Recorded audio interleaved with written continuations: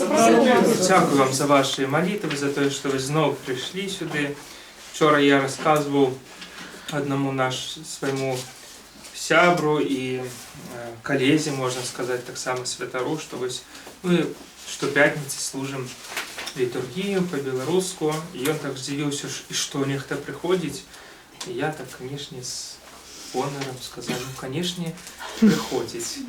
І немало. Гэта сапраўды, насамрэч, нас много. Бывае, правда, і больш бывае. Тому што ў некаторых храмах, пра якія людзі ведаюць, якія знаюць, дзе гэтыя храмы знаходзяцца, лёгка іх бачыць і можна дайсці. У гэтых храмах у буднія дні бывае, як вы думаеце, колькі чалавек? 0. Я служыў у такіх храмах, дзе 0. Я служыў і хор, а хор 1 чалавек таксама. І гэта храм у вельмі такіх ажыўленых новых раёнах. А ў нашым храме, пра які мала хто ўвогуле ведае, нават тут, у гэтым раёне, мы збіраемся з вами на літургію кожную пятніцу. Гэта сапраўдная такая радасць. Для мяне, спадзяюся, для вас таксама. Дзякую вам за тое, што вы прыходзіце. Это вельмі важна. Ну і таксама все ж таки прыемна глядзець, калі на сайтах, недзе ў інтэрнэце ёсць такі расклад службаў, якія ў Беларусі вядуцца на беларускай мове. І вельмі прыемна пабачыць, што наш храм там таксама ёсць. І ў Мінску ўсяго 3 храмы, дзе беларуску служаць. Далучыўся 4-й яшчэ нядаўна, дзякуй Богу. Храм вядзення Богородицы ў храм у нас у Мінску ёсць. Дзякуй Богу, што мы можам з вами збірацца, маліцца разам на розных мовах. Будзем таксама разважаць сёння над евангельскімі словамі, дзе Христос запрашае сваіх сучаснікаў, сваіх суайчыннікаў быць уважлівымі і глядзець без нейкіх упярэджанняў, без нейкіх, як гэта па-руску сказаць, не ведаю гэтага слова, забыў. Глядзець з адкрытым сэрцам, глядзець з яснымі вачыма на тое, што робіць Ісус Христос. Ён кажа, што я не сам пра сябе сведчу, я не той чалавек, як, напрыклад, сёння, калі кожны крычыць на вуліцы, у інтэрнэце: паглядзіце на мяне, якія цудоўны, якія хорошы, прыходзьце да мяне, пакупайце мае паслугі, мае тавары, якія ствараю, і гэтак далей. Ісус кажа: я не такі чалавек, я не сам пра сябе сведчу. Пра мяне ёсць іншы, хто сведчыць пра мяне. І гэта Айцец Нябесны. Ён сведчыць пра мяне. Але якім чынам ён сведчыць пра мяне? Ісус дае трошкі далей адказ на гэтае пытанне. Справы, якія я раблю, і якія Айцец дае мне рабіць, яны сведчаць пра мяне. Ісус ніколі пряма, скажем так, адкрыта не казаў, за выключэннем некаторых выпадкаў, што ён Месія, што ён памазаннік Божы, што ён той, пра каго гаварылі прарокі.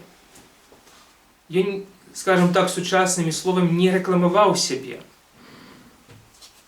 Але ён даваў магчымасць людзям самім дадумацца.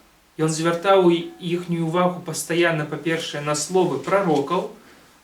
Кажа: звярніцеся да прарокаў і паглядзіце, што казалі яны і што адбываецца ў ваш час. Прачытайце закон Маісея, кнігу Другазаконня, і паглядзіце, што адбываецца цяпер, супастаўце гэтыя дзве рэчы. Ісус заўсёды, як сапраўдны мудрэц, запрашаў сваіх слухачоў не проста паверыць яму на слова, а зрабіць нейкія такія ну, можно сказать, интеллектуальный и духовный крок, интеллектуальный и духовный подвиг. Будь смелейшим, зразумей сам, подумай трошки, что написано и что отбывается, зраби высновы, и тогда твоя вера сама з'явится, тогда вера, она сама вырасте ў твоім сердце. І тады ўжо не давядзецца нічога мне паясняць доўга. Паглядзі на тыя учынкі, на тыя справы, якія дае мне рабіць Айцец, і яны самі за сябе ўсё скажуць. Маіх словаў не патрэбна, кажа Ісус, бо словам вы не верыце, бо словам немагчыма паверыць. І вось літаральна сёння перад службай ехаў і чытаў таксама кнігу, якой сказана, адзін філосаф разважаў, ён казаў, што словаў кожны чалавек можа казаць тысячы і тысячы. У нас ва ўсіх вельмі добрыя намеры. Мы ўсе хочам зрабіць нешта цудоўнае, прыгожае, лепшае. Але словам нельга давяраць, таму што словы часам, як толькі яны былі вымаўленыя, яны адразу і знікаюць. Нашмат больш пра чалавека кажуць ягоныя учынкі. Бо тое, што робіць чалавек кожны дзень, і ёсць гэтым чалавекам. І гэты чалавек ёсць ягоныя учынкі. І так і Ісус, разумеючы, што словы могуць быць пачуты і адразу забытыя, гаворыць не вельмі многа, але запрашае сваіх сучаснікаў проста паглядзець на справы і вось учыніць такі духоўны, інтэлектуальны подзвіг мыслення. Падумайце, што гэтыя справы кажуць пра мяне. Вы бачыце храмых, які не маглі хадзіць, яны ходзяць. Вы бачылі сляпых, яны бачаць. Вы бачылі глухіх, яны чуюць. Вы бачылі памерлых, як было там з сынам адной удавы. Яны жывыя. Вы бачылі Лазаря, які памёр, і ён жывы. Калі гэтыя учынкі, калі гэтыя падзеі, якімі вы відавочцамі, якіх вы былі самі, вам не дапамогуць зразумець, хто я такі, то вам нішто не дапаможа, колькі б словаў я не казаў. Вось нам трэба быць вельмі уважнымі і адкрытымі для таго, каб навучыцца бачыць Божыя справы, якія адбываюцца сёння ў нашым жыцці, ў нашым свеце. Каб быць дастаткова такімі гібкімі, адкрытымі, каб не чакаць, каб быць гатовымі убачыць Бога паўсюль, дзе Ён захоча дзейнічаць. Бо далей у сённяшнім урыўку мы чытаем, што Ісус кажа: звярніцеся да Маісея. Калі Маісея вы не зможаце зразумець, што ён казаў пра мяне, звярніцеся да пісанняў, якія ён напісаў, бо вы думаеце, што ў гэтых пісаннях жыццё вечнае. І праўда, так яно і ёсць. Але паглядзіце, пра што кажуць гэтыя пісанні.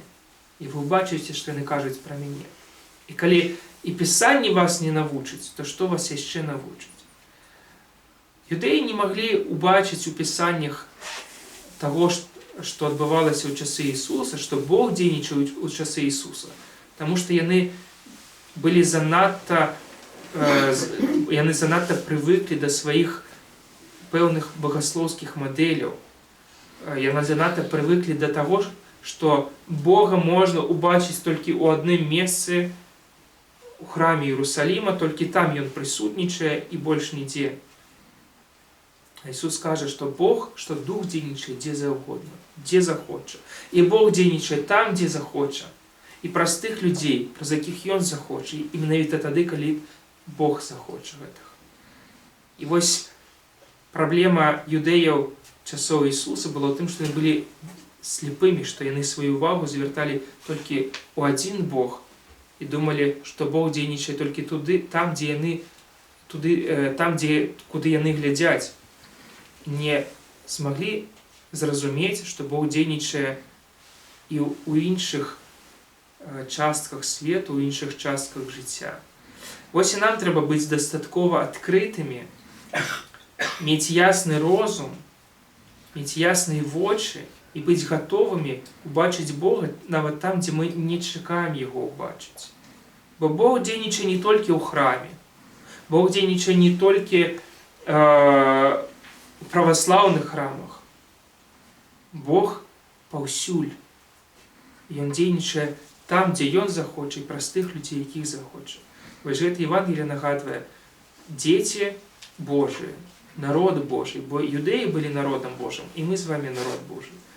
Будьце адкрытыя, будьце чыстымі, і будьце гатовымі убачыць мяне там, дзе вы не чакаеце, пачуць мяне там, дзе не чакаеце. Інакш нас з вами напаткае лёс першага народу Божага, старога народу Божага, народу старога запавету, які не быў дастаткова адкрытым да словаў свайго Айца. Дай Бог нам заўсёды слухаць Айца і быць гатовымі яго пачуць. Амінь.